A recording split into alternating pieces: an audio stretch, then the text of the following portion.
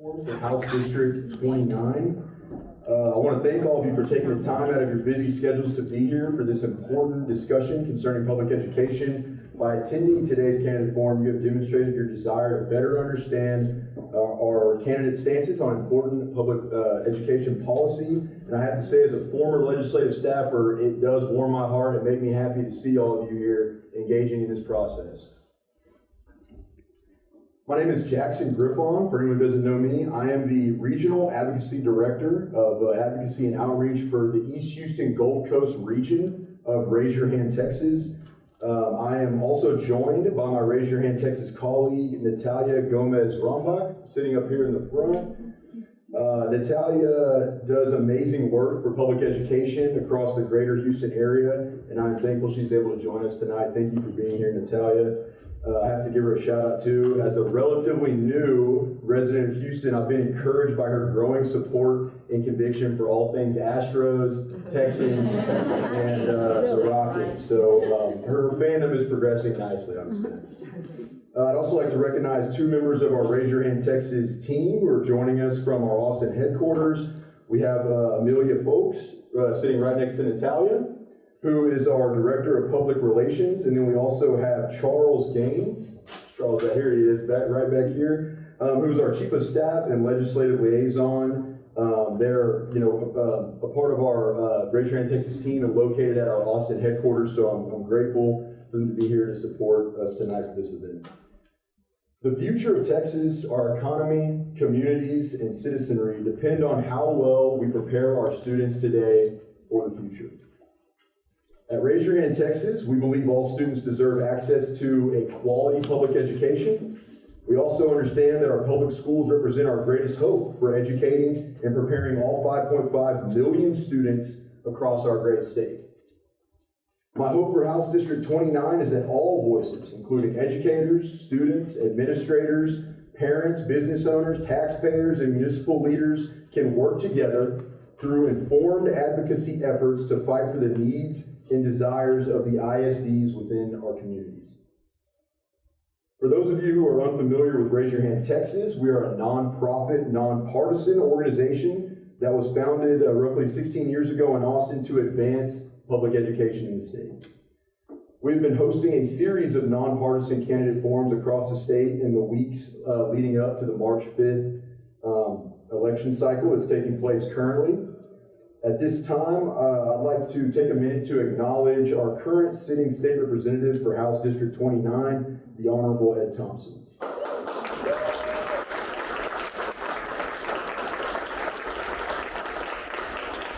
The communities of Pearland and Alvin, as well as the residents of Brazoria County at large, thank you for your leadership and your service in the Texas legislature. This district has been very, very fortunate to have you as their state representative in Austin for the last 6 sessions. Thank you for your service.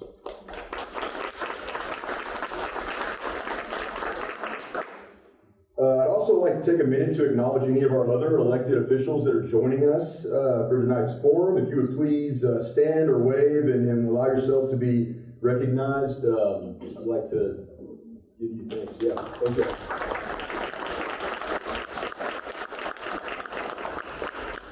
Thank you for all the hard work and service you provide to the constituents that you represent.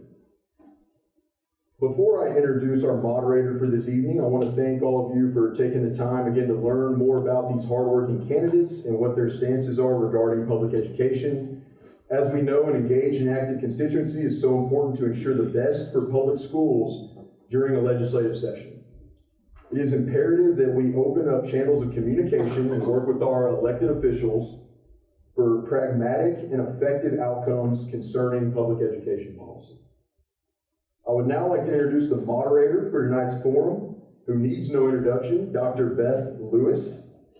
Dr. Lewis joined University of Clear Lake's executive leadership team in September of 2020 as the first ever Associate Vice President and Chief Operations Officer for University of Houston Clear Lake at Pearland. She brings more than 36 years of experience in higher education instruction and administration to her role as a fourth-generation native Texan. In her position, Dr. Lewis manages the implementation of the strategic plan, administrative and management of all academics, continuing education, strategic enrollment management, and public service program development.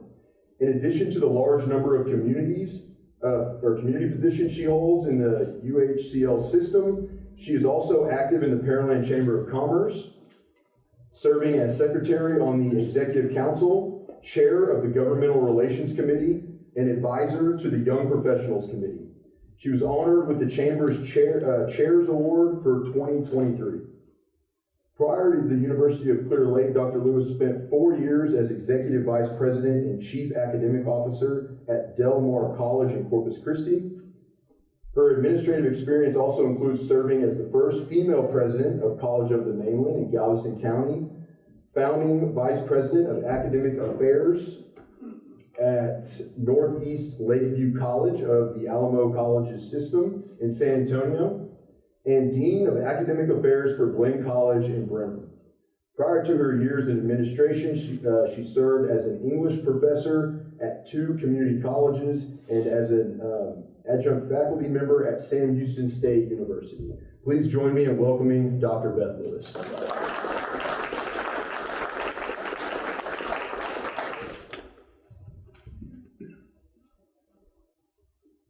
Okay, we're out of time. Thanks so much for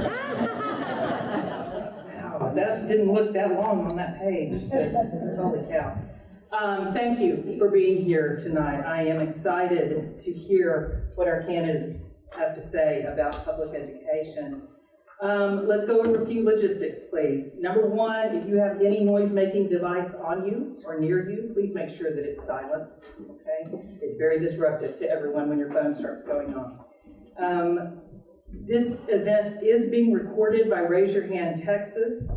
So if you know anyone who is unable to attend tonight's forum and would be interested in this discussion, a video recording of the forum will be available to the public on the Raise Your Hand Texas YouTube channel. We ask that you don't do any of your own personal videos, and candidates may not use video footage for campaign purposes. All of our questions have been prepared in advance by Raise Your Hand Texas and were previously supplied to the candidates. The candidates have been assigned a random speaking order. Each candidate will be given an opening remark for up to 1 minute in the assigned order, and they will give closing remarks for another minute in the reverse order.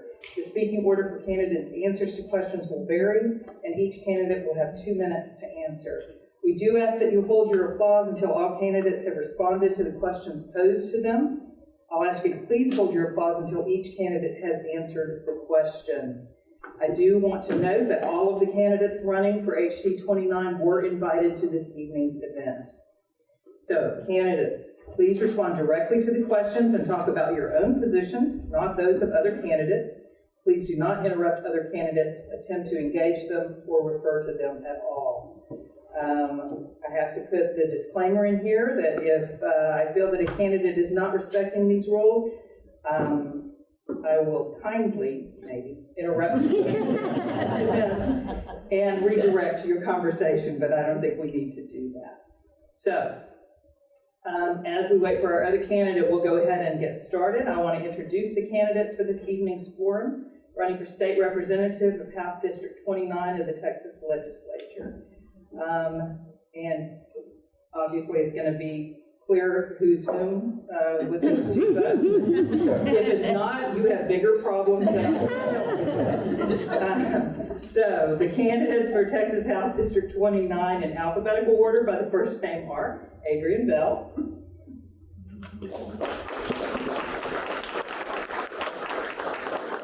and next to Ms. Bell is Jeff Berry.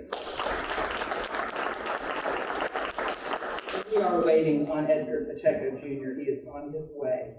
Okay, so we're going to start with our questions.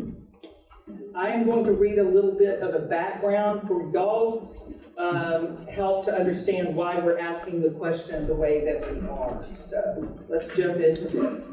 All right, the 88th regular legislative session and the additional 4 special sessions innovated numerous education policy. I am so sorry. Thank you. I do that every time. I just am excited to jump into this. Thank you. You do get opening remarks, and they're never going to ask me to do this again. I apologize. And we will ask you to do your opening remarks. Ms. Bell. Good evening. I'm Adrienne Bell, and I am a candidate for State Rep House District 29. I am currently an educator in the Texas City ISD district. I serve as a math interventionist in an elementary school, K through 5. I am running because of the assault that happened on public education these last sessions. I will not be a tool for the governor to bring public education down. And I am standing firm for public education because I am there for our kids. And when I go to school every day, I'm going to see what is best, what can I do to help our kids. And as your state rep, that is exactly what I'm going to do. I will advocate for children because we must save our children. Thank you. Hi, good evening. I'm Jeff Berry. There's no question that we have an assault on our schools, and for somebody to go to Austin, you need that person that has the experience and the relationships to be able to do that. The experience I have I bring to the table is, various volunteer efforts in the community, from the education alliances to the education foundations and things of that sort. I actually spent 6 years on Pearland ISD school board of trustees here in Pearland. Where we've tackled a lot of issues, from social issues to COVID and things of that sort. So I've got a lot of experience when it comes to being creative in school funding and being able to work through the legislative process and through the school district process and the financing process to be able to have positive outcomes for our students. So I'm Jeff Berry. Thank you. I'm running for House District 29.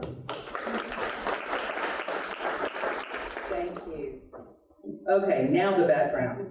The 88th regular legislative session and the additional 4 special sessions elevated numerous educational policy issues at our Texas Capitol. Teacher pay, inflationary pressures, the $1.9 billion special education funding shortfall, rethinking our assessment and accountability systems, and of course, the school choice or voucher debate.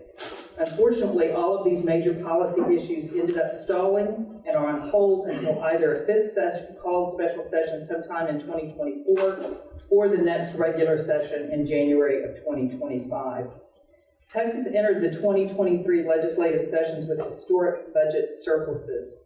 Over $33 billion was available coming into the regular session, and after funding a little more than $18 billion for property tax relief, the state still has $18 billion remaining after updated budget estimates. In addition, the legislature set aside $4 billion in the state budget for school funding and $500 million for vouchers that will remain untouched until legislation is passed by both chambers. Here is the question about this. So, the first question, what do you think were the biggest public education accomplishments of the 88th regular session and special sessions? And we'll start with Mr. Berry. You don't mind if I stand up, do you, Adrienne? I like to stand. The last session, it's kind of a unique session, right? I mean, we've had a lot of ups and downs. We've had HB1, and I think you mentioned HB1 earlier. It got up all the way to the floor, and then it just died. Some of the successes, though, were HB 900, right? HB 900 was a ban on sexually explicit materials in our schools and libraries. So that was I think it's called a reader bill or something like that. But I think that's a positive step in our education system. House Bill 1615 specifically, if I'm not mistaken, was associated with pre-K. And when I was on school board, we had this ongoing debate about pre-K, how we were going to fund it. Did we have the space? Did we have the teachers associated with it? Where we're going to actually have kids come in at a kindergarten level and be behind because they didn't necessarily meet the socioeconomic levels needed to be in pre-K. So those are a couple of different successes I feel like we had. We moved both of those issues forward in the last legislative session, and I'm looking forward to more successes like those. Ms. Bell? The most successful accomplishment that the Texas legislature had toward public education was the stopping of vouchers. That's what I see as a victory. And Representative Thompson, thank you. Thank you for your strong stance. It was very important to us that are in the schools to really, we know that we needed, teachers needed pay increases. We know that we needed extra funding for public education because budgets are going to be cut and layoffs will occur because of the schools being held hostage. That's what happened. Being held hostage because of the push for vouchers. And so the biggest thing that happened, the push happened, but the pushback was even greater. And that's something that we're gonna have to continue doing because we keep hearing public education is on the ballot, and it is. Because education is the single equalizer for our children.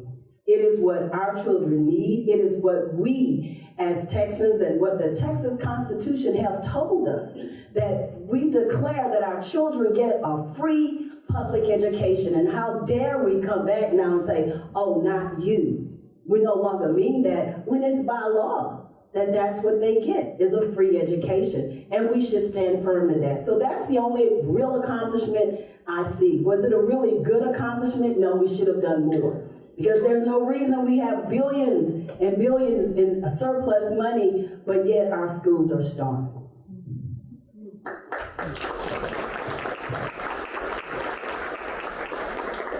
And it seems our third candidate has arrived, so we'll wait just a second and let him come in and get settled. Well, hello there. Oh, okay. We like to make an entrance, don't we, here tonight? Great to see everyone. I know a couple people in the room. Thank you for being here. Thank you. This is Edgar Pacheco Jr. And Edgar, you have 1 minute to introduce yourself, and then we'll start into the questions. Definitely. Well, thank you very much. My name is Edgar Pacheco Jr., and I'm ready to be your next state representative for House District 29. I've had the privilege of being a special education advocate for the last several years, working with crises all across the state of Texas, and of course, going up to Austin and advocating for kids with disabilities. Most notably, I worked on House Bill 1252 during the 87th legislative session, which extended the statute of limitations to filing due process complaint for children and their families when the school district isn't providing special education services or there is a form of complaint and allegation against the school district. So I was eager to work with Senator Larry Taylor and a couple of other members of the Texas State Legislature to get the Edgar Pacheco Jr. Act passed and signed into law back in 2021. And I've been able to advocate for a host of different issues during this 88th regular session as well. So you can learn a little bit more about me at edgarpachecojr.com. But for now, that is all I have to say. Thank you very much. Our next question, what public education issues do you believe still need major attention? And we'll start with Mr. Berry. Well, there's no question that, the major issue is the base allotment. We haven't had any updates in the basic allotment since 2019. We need to make sure that we increase the base allotment so that all of our schools can continue to keep up with inflationary rates. Recently, they passed a bill in the last legislative session that talks about safety and security in the schools, where they mandated every campus have a school resource officer in those schools, but they only allocated $15,000 per campus, which I consider to be an unfunded mandate. So we need to make sure that we work on those two items in our next legislative session. We also would love to actually take a look at some of the teacher retirement plans. Some of our teachers, we have issues with TRS, and some of our teachers have been retired for 20 years without any kind of increase. We recently gave them an increase of 4% on Prop 9, I believe it was. So I'm happy to continue work on those, and I think there's still a lot of work that needs to be done in those areas. Thank you.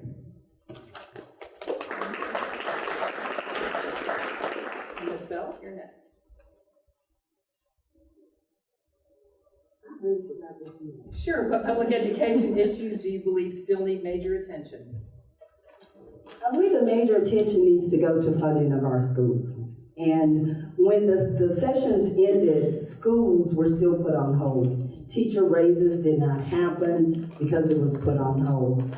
Our paraprofessionals who work in the school system, they are the ones who are the aides in the classrooms. They're the ones who work with our special education students and our life skills students, and they make around $22,000 a year.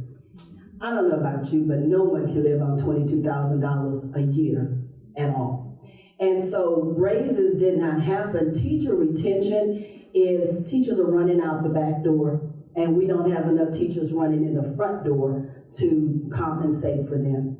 And so if we don't fund our public school system, we have failing our children. We are failing our staff. We're failing those who need us. And educated society can only function when we have educated people. And as a Texan and as a proud Texan, one of the things that we stand for, Texas is big. Everything is better here. We have a lot of students in the school system, and books are determined in other states because of all the books that Texas purchases. So we have a lot of say-so in what goes into education. If we are, as a state, are not funding our public education, then we are the ones who are at fault, and we're the ones who are failing our children. So I'm gonna say it again, we gotta save our children, but the way we're gonna save our children, we're gonna fund their education, we're gonna make sure they have all the wraparound services that they need, we're gonna give them the gaps that needed to be closed from COVID, because COVID cratered us. And we just went right on past as though COVID never happened, and we never compensated for what happened with COVID. So we need to fund our public schools. Thank you.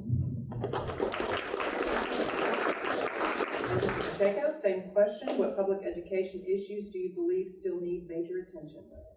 For sure. Thank you for this question. As I mentioned previously, I'm a special education advocate, and so I deal with a host of various issues across our state. But one of the things that I seem to find, not just here in the district, but other areas as well, is a systemic child find issue that is occurring across our school districts, where students are falling through the crack, where evaluations are not being conducted, where parents' concerns are being dismissed because whether it's the lack of resources, whether it's the lack of staff, whatever the case may be, there are a lot of students who are falling through the cracks. And so, first and foremost, I believe we need to increase funding for special education services, and we need to start adopting some of the recommendations by the Special Education Commission on Funding that was established during the 87's interim. I believe we need to start focusing a lot more on shifting away from that average daily attendance and switching it to a more enrollment-based model for students inside special education, where we're looking at tier-based service intensity models where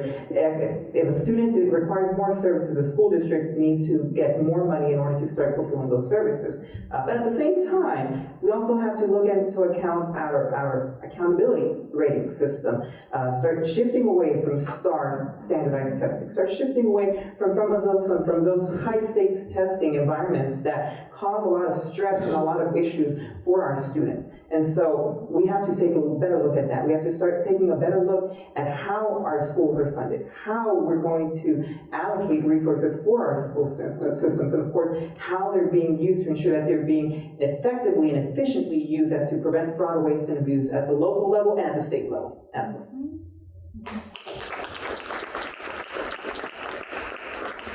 Question 3, House Bill 1 by Chairman Buckley during the 4th called special session was one of the House's landmark votes on school issues.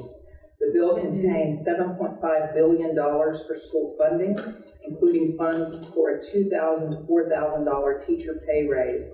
The bill also contained a voucher provision. This voucher provision was stripped by a vote of 84 to 63, and the bill was ultimately withdrawn. What is the path forward for providing public schools and teachers with additional funding? And Ms. Bell will start. The problem in Texas is not a lack of funding. The problem is a lack of priorities. Our Texas budget is a moral guide.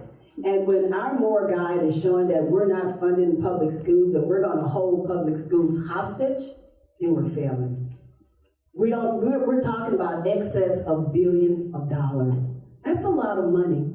That's a lot that could go toward teacher salaries. That's a lot that could go for resources or professional development, or improving the infrastructure in our schools, or making sure all of our schools are safe and secure, giving the wraparound services that are needed, making sure that we have staff.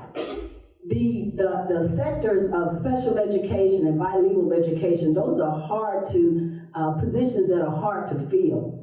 And we need people trained in those areas, and we have the money. The question is, are we gonna spend the money on our children? Or are we gonna fight partisanly about our children? Are we gonna fund them? And we're gonna give them the services that they need? That's our question. It's not about money in Texas. We got a whole lot of money. We just don't have a whole lot of people at the state level who wanna make sure our children get educated for free. Mr. Pacheco, you're next. Thank you very much.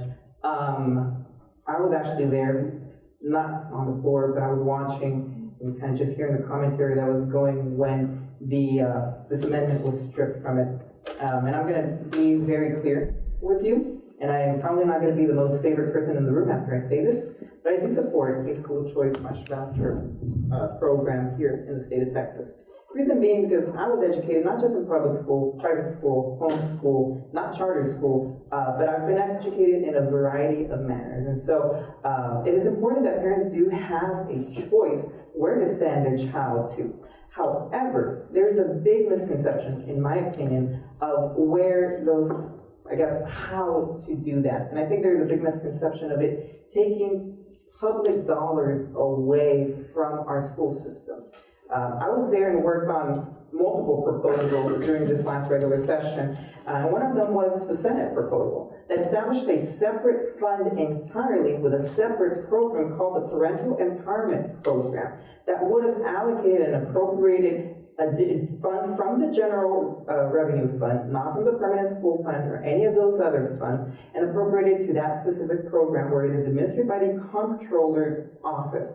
And from there, parents would have to follow a set amount of rules, a certain amount of qualifications in order to receive that money. And so that being said, I believe there can be both dual programs, because ultimately we can't hold students hostage in a school where they may not feel comfortable going, in a school where their parents may not think that is the best choice for them, where it's the most appropriate for them. So for that reason, I would support a choice/voucher program, but done right. Now we can talk about special education, we can talk about the complexities that are involved with that source of funding, if we're ever going to do that, but it's not about whether we support it, it's about how we do it, how do we do it right in order to ensure that everyone is included in this program and no one is adversely affected by it.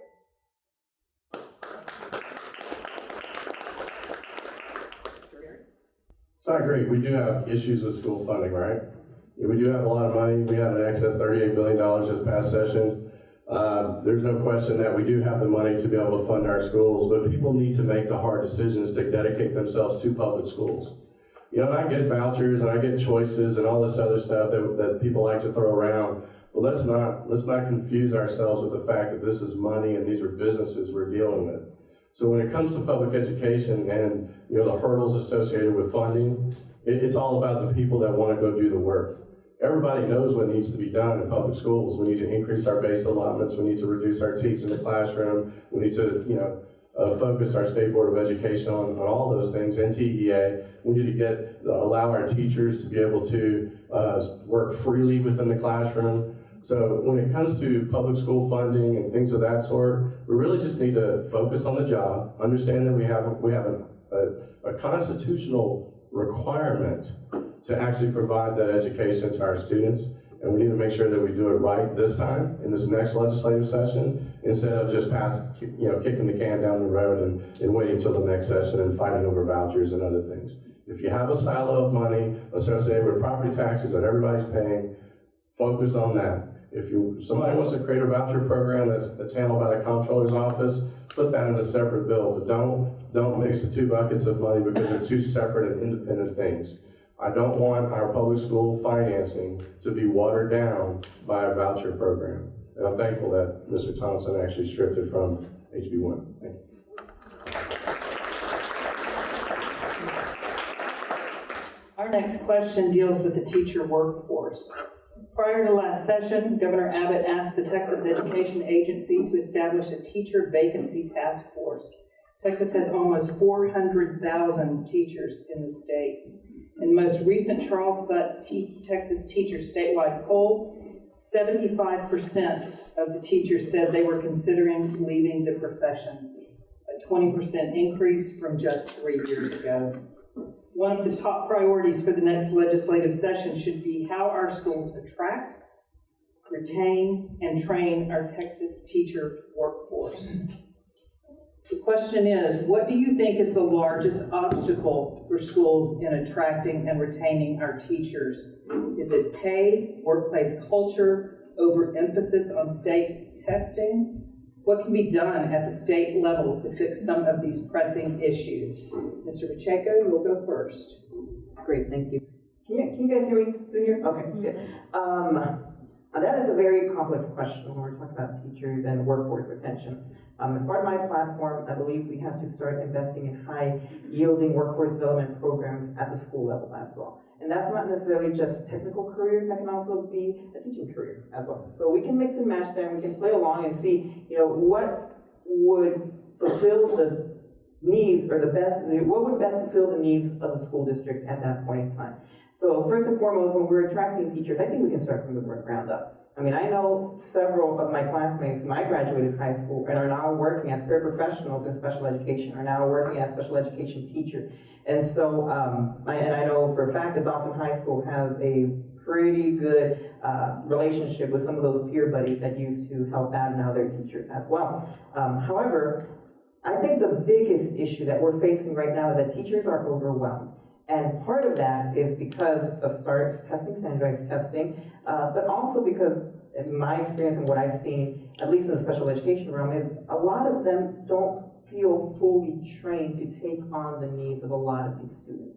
A lot of our older teachers are going to end up retiring. A lot of those teachers with 20, 30, 40 years of experience are already phasing out of our system. And we're looking into bringing in new teachers, new workforce personnel, and we have to ensure that our regional education service centers are fully equipped to start providing this sort of personnel training, these sort of workshops, not that they don't do already, but we have to start emphasizing more on that. And on the special education realm, behavioral training. We have to start focusing on inclusivity forms of training as well, to where, and even identifying some sort of training that is already more profound than what we already have, to help assuage some of these concerns and help prepare them for a future in the teaching profession that's going to end up helping all of us, really.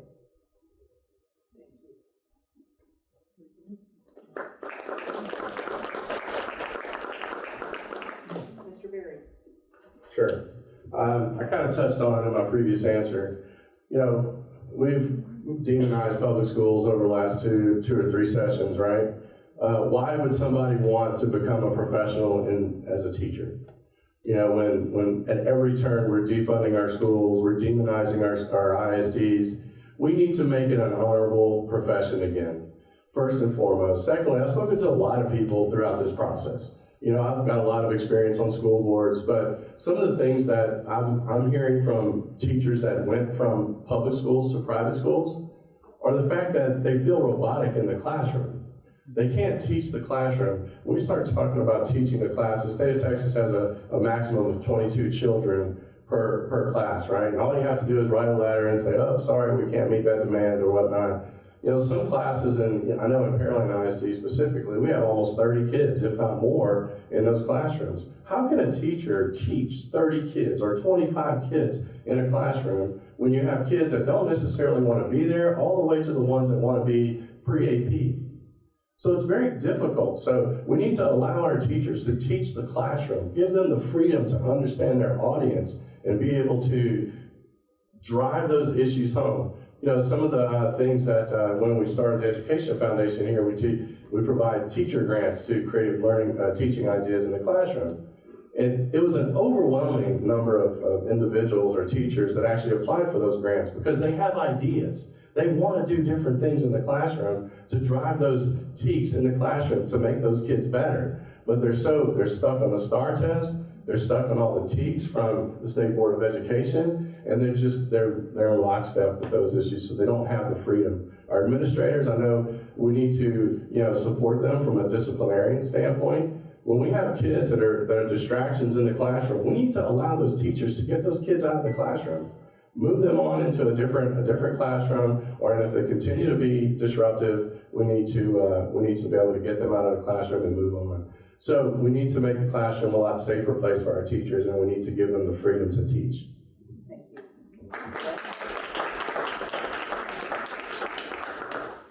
There's a few things that our teachers need for support. We go to teach because we love other folks' kids. We love y'all's children, and we love them like they're our own. And when I go to school, I wear bracelets, and the girls and the boys, they want to trade bracelets with you, and I'd be like, no, I don't want to trade with you. But I do because they asked me, and it really is an honor. But I have one little girl, and I won't mention her name, but she gave me this bracelet. And when I see her, and she's in second grade, and when I see her walking down the hallway, and she's looking at me, she's a little petite thing, and she's just smiling, she reminds me of why I'm there. There is so much bureaucracy in schools. Teachers are overwhelmed with paperwork, they're overwhelmed with behaviors, and there's so many restrictions on what you can and cannot do. You cannot just push a kid and put them to class, because there are no classes for them to go to, because you've got so many varying degrees of children that you need to teach. We are saddled. Even today, we did benchmark testing. Do you know when we get ready for STAR, which happens in April, we start practicing now. We can't wait until then. So today, we do our mock testing, and it's with the STAR environment, so they test for 4 hours today. And we have to sit there as teachers and monitor them, and they have to be quiet, and they take their test. And when they get through, they can read or rest and wait for the other students. Can you imagine the frustration when you got to wait for your peer to finish their test and they're the only ones that you're waiting on? It's not easy. And so some of the things we need to do is let teachers teach. Take away that paperwork, all that paperwork that happens. Take away this thing like Reading Academy we all had to go to that took a lot of our hours out of our life. Thank you.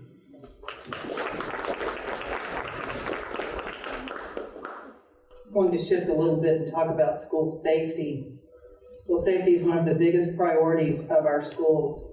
During the 88th regular session, House Bill 2, which requires at least one armed security officer to be present during regular school hours at each district campus, provided a funding provision that increased the existing allotment from $9.72 per student to $10 per student, and provided an additional $15,000 per campus. Have you talked with your school districts or campus principals about how this new provision is being implemented and what else needs to be done to help our schools be safe? Mr. Berry, you'll go first. So I kind of touched on this a little bit earlier, but the $15,000 that they provide per campus for a security officer is not even close to funding those officers. In Alvin ISD, it's somewhere over $70,000 per year. They have their own security force in Alvin ISD. In Pearland ISD, we use our police staff here in Pearland. It's about $130,000 per SRO. So that's a huge unfunded mandate for the schools to actually take on. And so as a school district that has 80% of their revenue tied into payroll, what do?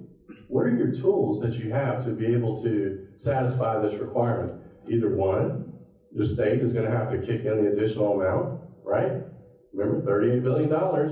We're spending it like drunken sailors on all kinds of other stuff. But you know what? We're not going to fund our schools, and we're not going to fully fund our security officers on our campuses. But we're committed to security in our schools, and it's sad. So we need to fully fund it from a state legislature standpoint. We need to fully fund those campuses. And then secondly, what are our other alternatives? It's a staffing issue at that point. It's sad to say, but many of our ISDs are in a situation now where they're trying to avoid these tough decisions. They're trying to avoid having to lay people off and move or lose teachers, because teachers are hard to find. We just answered that question. They're so difficult to find. So, our state needs to fully fund any requirement they put on our ISDs, because they've really shrunken the wallets over the last several years, and they need to make it right.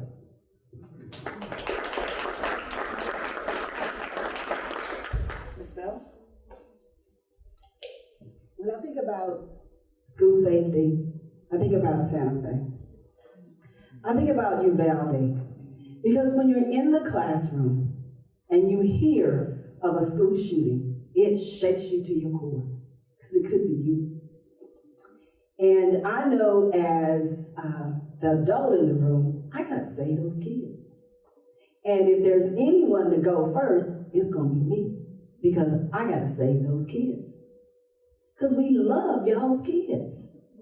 And we have drills. For me, it's more than just money. We have a security guard at our school, officer, but he is so far away from me, he couldn't help me if somebody came in, because he's a long way. So by the time he got down there to us, it'd be too late.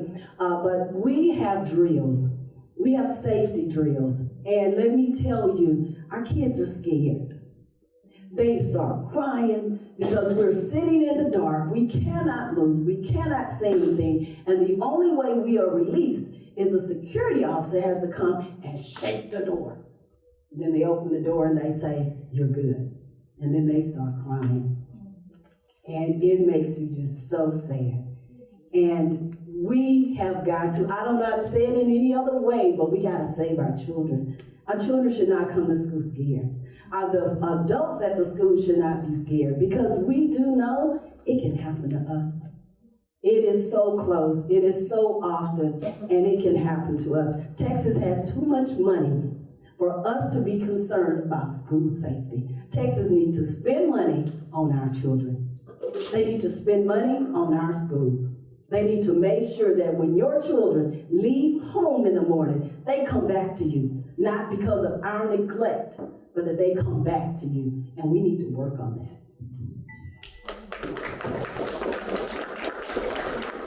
Mr. Pacheco? Yes, thank you for the question. When we're talking about school safety, we can talk about money, we can talk about a host of different things, but I'll agree with something that Bell said right there. And ultimately, it's about students, about the safety of the students. I'll pivot a little bit to the Robb Elementary School shooting, and I'll ask you, how many in the room actually read the investigative committee report? Okay, so a couple of you. They looked at that. In my opinion, I think it was pretty damning what was in that report. And we can talk about the law enforcement failure to go in there. We can talk about a host of different things. But one thing that stood out to me, and probably because I'm a special education advocate, is that this young man who went inside and committed this atrocity, he had a history already. And he had a history of speech impediment, a stutter, if I can recall correctly. Now, at my opening statement, or in the beginning, I mentioned child-find systemic issues. This is a student, this is a child that fell through the cracks. And what occurred was the worst thing imaginable. And so we can talk about money. Mr. Berger is here. They do a great job collaborating with Pearland PD. Alvin ISD has their own police department as well. I mean, I think our districts here, in HD 29 have done a great job at increasing security around our campuses. But we are not exempt from another tragedy like that ever happening. So let's not be reactive. Let's be proactive and start cutting things off. Start addressing the root of the problem and start providing these forms of services if they're needed to these students before it gets any worse. Thank you.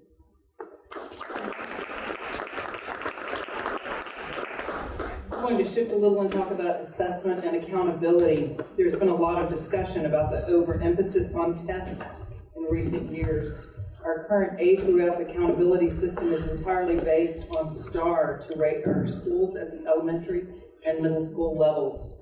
In February, the Travis County District Court will decide whether or not to allow TEA to move forward on new college, career, military readiness rules that will drastically impact the overall ratings of campuses, and school districts. The question is, should our accountability system be so dependent on the STAR or any standardized test? What factors of school quality would you like to see included when rating our public schools? Ms. Bell, you'll go first. I don't think any educator or any school is afraid of being held accountable. I do believe that STAR is too much accountability or too strict in its accountability, where we're using one test on one day or several different tests to rate all of the education that a child has received during an entire year. And we're taking that and we're putting an alphabet behind it and saying, hey, you're A, you're B, you're C, you're D, but hey, you're an F. What makes you an F school? Well, you may have lack of funding. You may not have the teachers. In order to bring a school up, you gotta have teachers who are high quality educators. New teachers, uncertified teachers off the street are not bringing that in the first year. And you come in as a first year teacher and you still may get assigned to a class that's doing STAR testing. You're not gonna improve that way. And so it is too much emphasis on STAR. And I just told you, we are practicing for STAR now. And this is one today, we're having one tomorrow, and we're going to continue having tests that are still set up in the STAR environment, because STAR, try to go to your child's campus when STAR goes on. They won't let you. It's a closed campus, and you cannot go. When you talk about parent choice and choices, try to opt your child out of taking the STAR test. You can't. When students didn't come to school to take the STAR test, well, you know what, we had one of the bills that said, hey, you didn't take the test, that means now you got 45 hours you need to get. 30 hours in math, 30 hours in reading. So they had to get 60 hours of tutoring because they didn't come and take a STAR test. You have no choices when it comes to that, unless you're in a private school and you don't have to take a standardized test like public school students.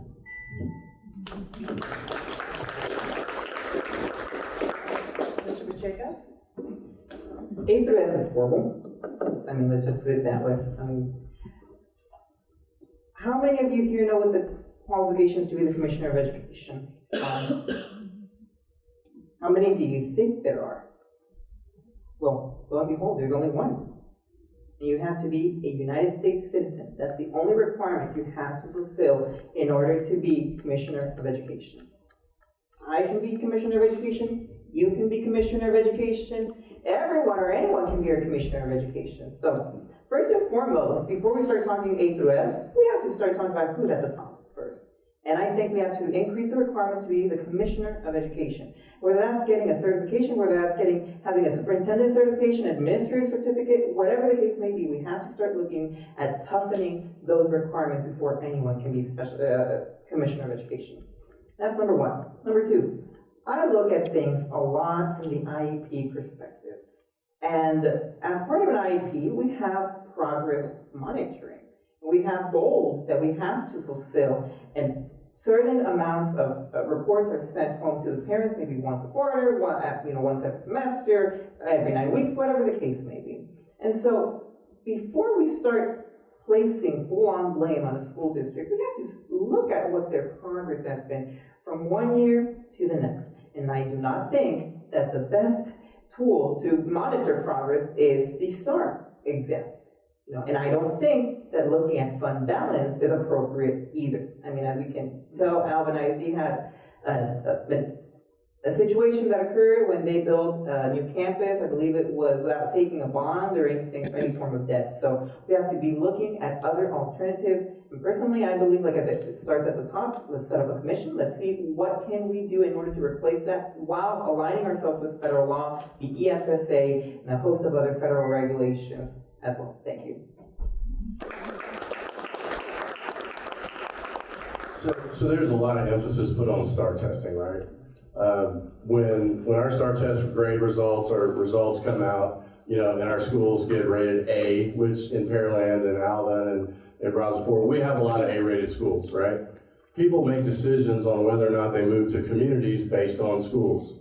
If you have great schools, you're gonna have great people that want to move to your communities, live in those communities, and so on. When it comes to STAR testing, it's very rigid. It's been, our teachers and our kids spend a ton of time actually teaching the STAR test, doing all the practice tests and so on. The accountability system is actually in danger right now, right? Because we have charter schools that are going up in Pearland, and what I fear is, given the current state of affairs with the accountability system, is that we have a 1,400 student campus going up. We have one that already has 350. We have a high school that's going to be built here in Pearland. And what happens when those individuals actually, or those campuses, take from our ISDs?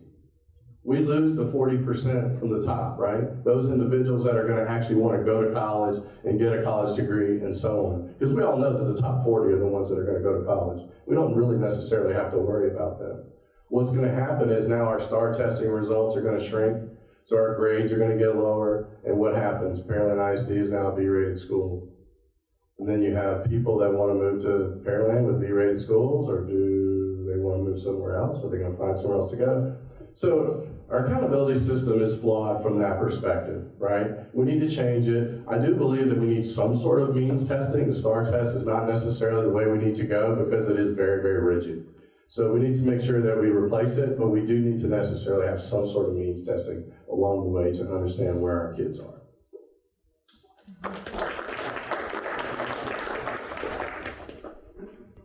Talking about school funding and state budget, and there will be two questions regarding these two issues. The background is the legislature has held state funding levels for schools without any increase to the basic allotment since 2019. Double-digit inflation over the past 4 years has placed pressure on our schools. This school year, federal stimulus funding runs out and must be obligated if there is any remaining in schools' accounts. The question is, have you talked to your school districts about what they are doing with their federal stimulus funds? If so, how are they using those funds to address learning loss? And what are your schools going to do once the stimulus funds run out? Mr. Pacheco, you'll be first. So I remember for school board back in 2020, it was the longest campaign ever. It was supposed to be a 4-month campaign, it ended up being an 11-month campaign. So while all of this was going on, we were paying attention to what was going on at our local school district. And once the CARES funding came through, I know there was various expenditures, one of them being the technology part, where I believe it was 21,000 computers that were bought in order to ensure that everyone, had a computer for that next upcoming school year, not the one when COVID hit. I know there were some expenditures made in order to, compete with staff retention rates as well. So at least here in Pearland ISD. When we're talking about what are we going to do when it runs out, I think the answer is very clear. We have to start looking at the state in order to fund more of these initiatives, in order to at least keep us at the level we're currently at.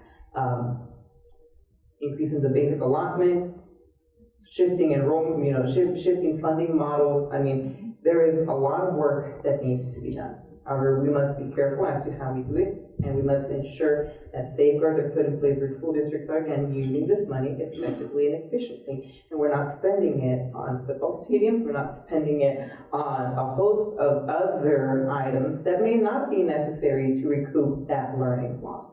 And so, personally, I think there should be, tutoring services provided, not just tutorial, but, more tutoring services provided out, outside, after school, whatever the case may be. That's just my own humble opinion. But we have to do more, and we have to be aware of how we do it as to, again, not cause adverse effects for our local school districts here, but being responsible with our state budget as well. Mr. Berry. So, I happened to be on the school board when we had our ESSER funding come through. We got I think $5 or $6 million for ESSER 2, and ESSER 3 came through. We had about $13 or $14 million. I'm not exactly sure how much Alvin and Brothers Sport got, but at the end of the day, we did a lot of various things, right? We had to we had to true up because we were still getting funding based on, average daily attendance, right? So we lost, so our ESSER 2 funding went proportionally to that. So we lost revenue based on kids not being in the classroom. But in order to address learning loss, some of the school districts in our district here actually hired more teachers to be able to shrink those classrooms that were critically important, so that when they could keep up and they can focus more attention on those individual classrooms, those that had more severe learning losses and things of that sort. So they addressed it with ESSER 3 funding, and so when that ESSER 3 funding runs out, we're at a critical mass. And we need the state legislature to step up to figure out how we're going to be able to make that up so we don't have loss of teachers in the classroom. I don't know if it's increase the base allotment. I would love to increase the base allotment, and various other things. But those are the things that we need to do, and I fear that we're going to lose our teachers, and they're very difficult to get, and we need to make sure that we retain our teachers, and our state legislature needs to step up and fix that. So, thank you.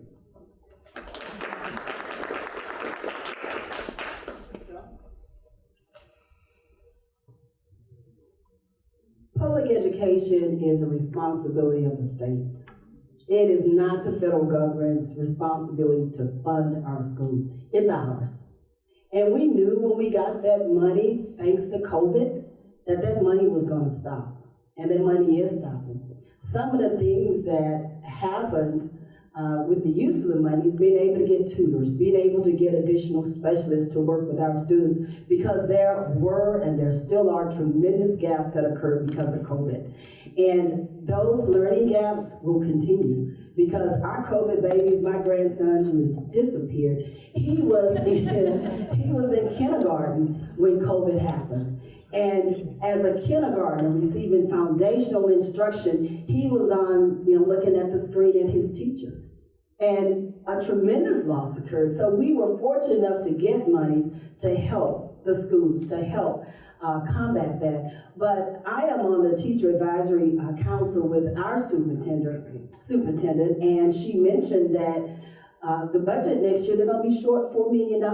They already know. So what's going to happen with that? Layoffs. That's going to be the first thing. The extra tutors they hired, they brought in some retired teachers to come in and work with students. That's going to be gone. Having additional specialists to work at different grade levels, that's going to be gone. Because where are they going to get that money from unless the Texas legislature does what it's supposed to do? And that's fund public education. That's the job that they're supposed to be doing. And we cannot depend on the federal government. We can't get mad at the federal government because they stopped giving us money, because it's not their responsibility. It's the responsibility of the state to educate their residents, and that's all across the country. So we got to thank them for what they gave us, but we got to take care of our own and fund our own public education. Thank you.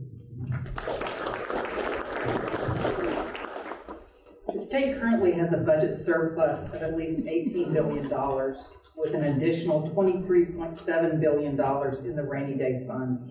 What are your funding priorities for public education next session or during any called session? And we'll start with Mr. Berry. Well, that's pretty straightforward. I want to update our base allotment. We haven't had an increase in base allotment in several years now, since 2019. We need to give our teachers pay raises, and the way that we do that is through the base allotment, and or we can directly give money that's tied to teacher pay raises. We need to be able to attract and retain good teachers. How are we going to do that if we can't pay them an appropriate or living wage? And so some of the things that we look at from a funding standpoint, very simple. Support our schools, increase our base allotments, support our teachers, reduce our teachers in the classroom, allow them to teach the classroom, and we're going to continue to grow our teacher base. But if we can't actually reduce the number of children in a classroom, we all know the border's wide open right now, and every kid that comes in the state of Texas has an obligation to be taught. And the first obligation goes to the ISDs. And we can't continue to foot the bill for this huge influx of people in the state of Texas without first addressing a mechanism to be able to fund those ISDs. And it starts with the base allotment. So we need to focus on that and increase it appropriately. And I think that's what we need to start with. Thank you.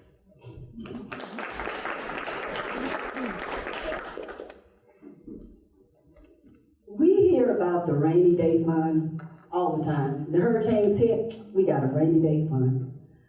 Schools are in peril, we got a rainy day fund. What is it for? What is it for? Our schools are in trouble, and we can't use those billions and billions and billions of dollars in that rainy day fund to help our students. We need increased teacher pay. We need increased professional development for our teachers. We need to treat the teaching profession for the professionalism that it is. We can hire uncertified teachers, but they need to get certified. They need the training. They need to be able to work with students. They need to know how classroom management skills. When you go through training, they teach you how to work with exceptional children, how to work with children that come through poverty, how to love other folks' children. It's not easy sometimes loving your own. And so when you're in an environment and you've got 25 students that have different personalities, and you're supposed to be able to take all those personalities, put them into one, and teach them this one thing. It don't work like that. If we really wanted to raise the level of public education in Texas, not only would we have teachers, we'd have teacher aides in every classroom. Every new teacher would have a mentor. Every new teacher would have they would be like, you know how you instead of just getting out in the field, you go do intern work, they would have to go work with a highly qualified teacher and learn what's going on. When I went through teacher training, and one of the things they taught us, you can never touch the kids. Well, I work in the elementary school, they taught me the pinky hug. You just pinky hug them. And so I'm trying to pinky hug them, and they're like, hey, Miss Bell. I'm like, I can't touch you. They're like, but they're different. I mean, we got to learn different ways to work with our children. And it takes money, y'all. And Texas has money, y'all. And it's just going to take us standing up for our children. Thank you. Mr. Pacheco? Well, me personally, I don't think money fixes everything. It does help, though. It does help. I'll give you that. Again, I look at a lot of things from the special education perspective, and I look at a lot of things from the student perspective. I myself, not too long ago, was a high school student, graduated from Pearland High in 2019. So, I am very familiar with some of the issues that students face. However, there is one concept that has been resonating in these conversations, and that's behavior.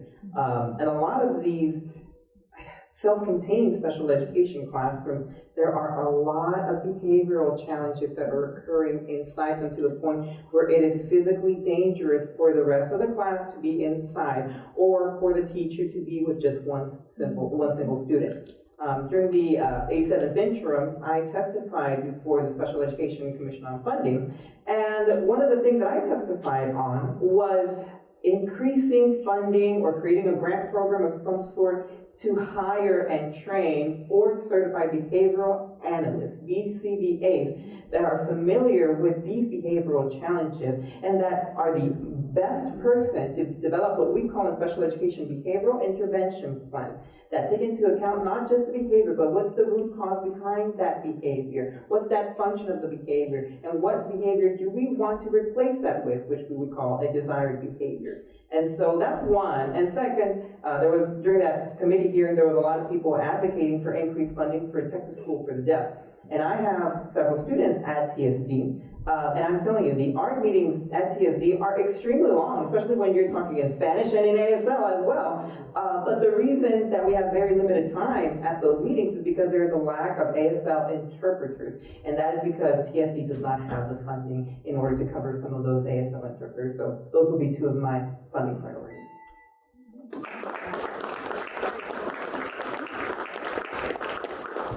We have arrived at our last question for this evening's forum, and this question revolves around local control. Who should have the primary role in deciding how our schools operate? The state or locally elected school boards? Do you think we currently have the right balance? The first candidate to answer will be Ms. Bell. I don't think we have the right balance.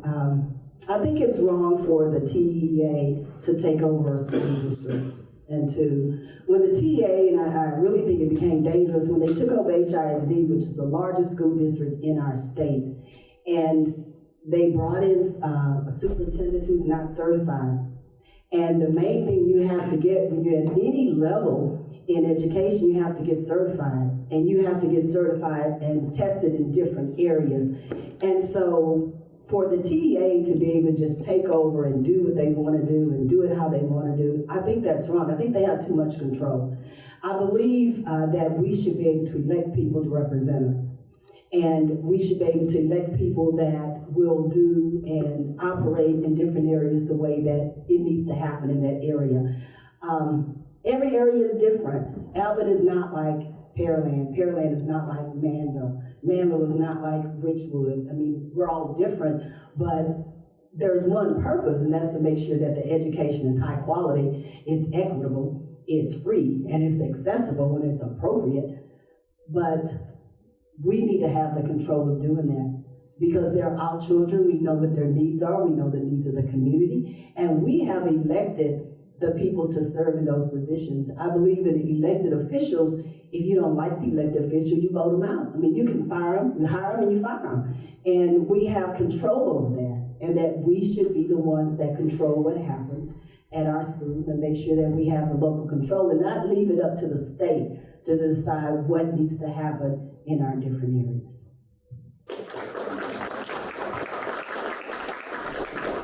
Mr. Pacheco. I think there should be a balance, and I'll give you two examples.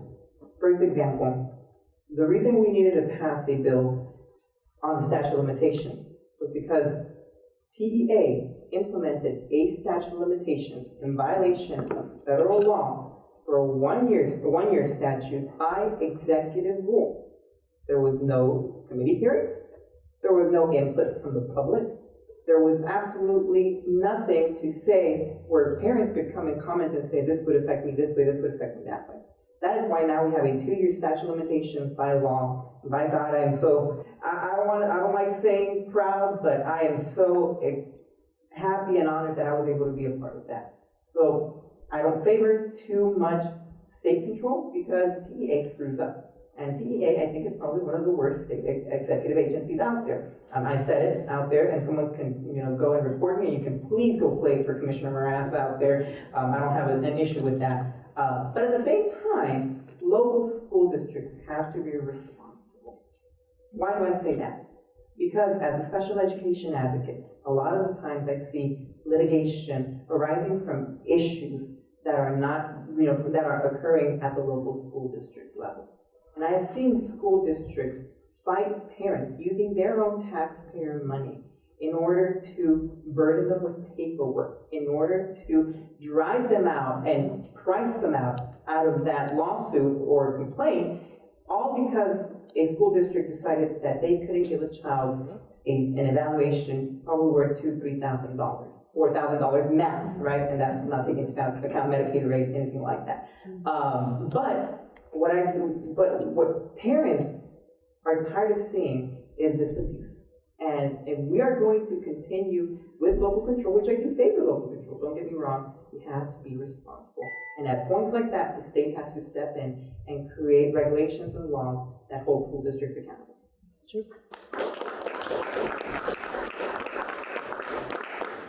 Well, there's no question I favor local control. And the reason is, we've legislated to a point where, we have this idea of a one-size-fits-all school system. Our individual board of trustees are elected by the people in their community to make decisions for the school district. Whether it's a school district, whether it's a city council, it's all the same.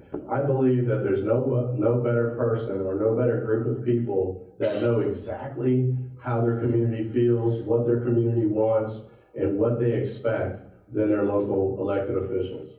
Now that being said, we've gotten away from a lot of different things, and in Prop 4 recently, we talked about this property tax, homestead exemption increase. I voted for it because I think we all deserve a property tax decrease, absolutely. But the thing is, it comes off of the backs of the schools, and that worries me. And it's not so much that I didn't vote for it. It's the fact that now we're highly dependent on the state of Texas to true up the school districts on the back end. And that makes it very difficult and kind of scary to me, because when all this money runs out, they may come to us and say, look, I'm sorry, we just don't have the money right now, because it will run out.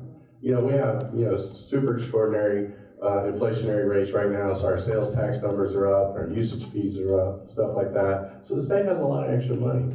But when that money runs out, and it will, they will have the opportunity to say, we don't have the money, and it bothers me.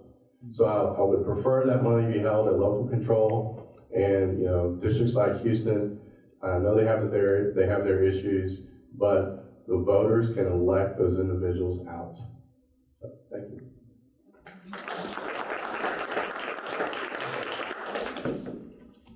Each candidate will now have 1 minute for closing remarks. And we'll start with Mr. Berry. You should have just stayed.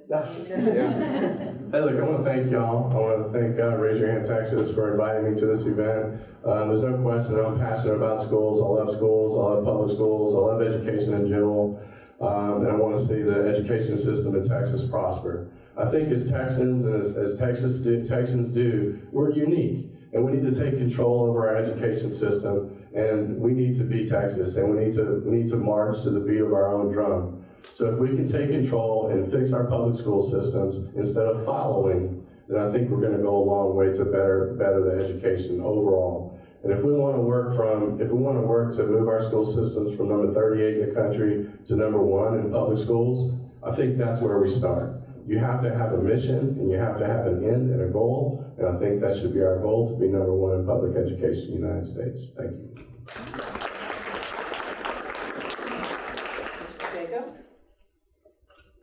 First off, I want to thank Raise Your Hand Texas and Jackson. I've known Jackson for several years already, and so, you know, very excited to be here. I hope tonight I provided the balanced approach. I am pro-public education, I am, but I am also pro-parental choice, pro-students' rights. And if that conflicts with your thought process, your objectives, whether you're a school board, whether you're a superintendent, I won't apologize. Because what you're seeing right now is what you're going to get in Austin. I will not be your best friend. I will not be your best friend. But I won't be your worst enemy either. And tonight, you know, I hope to earn your consideration as early voting is underway. Because my primary focus will not be the school board, it will not be the superintendent, it will be the students of this state. I am proud and honored to stand here and say that. Thank you.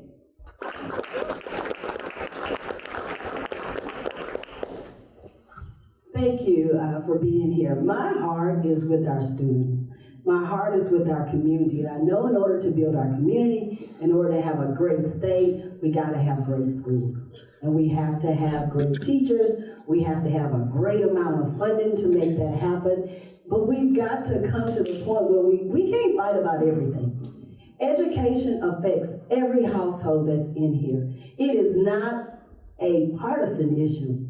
It's an issue for us as parents. It's an issue for us as Texans. And I am running because I am going to stand flat-footed for every child in Texas that needs and wants a good, high-quality education. For every teacher who's out there, who's working hard, who wants to give a high-quality education. I'm standing for those. I am standing totally for public education. I am going to back the Texas Constitution that says we provide it, and I'm going to do just that. Thank you so much. This concludes our candidate forum. Thank you to the candidates for their participation this evening. And at this time, we will finish our program with some closing remarks from Jackson Griffin. Raise your hand.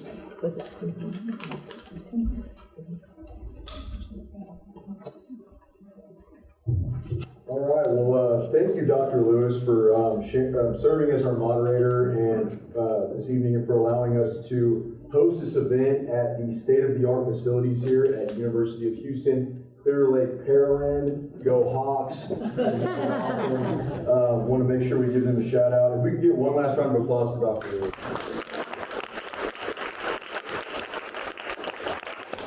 I'd also also like to thank our candidates one more time for their willingness to serve and run for office and your participation in this forum. It's noted and it's appreciated. I know it takes a lot of time, money, and energy to go through this process in your shoes. And again, y'all know better than anybody that difficult journey. So let's have one last round of applause for the candidates.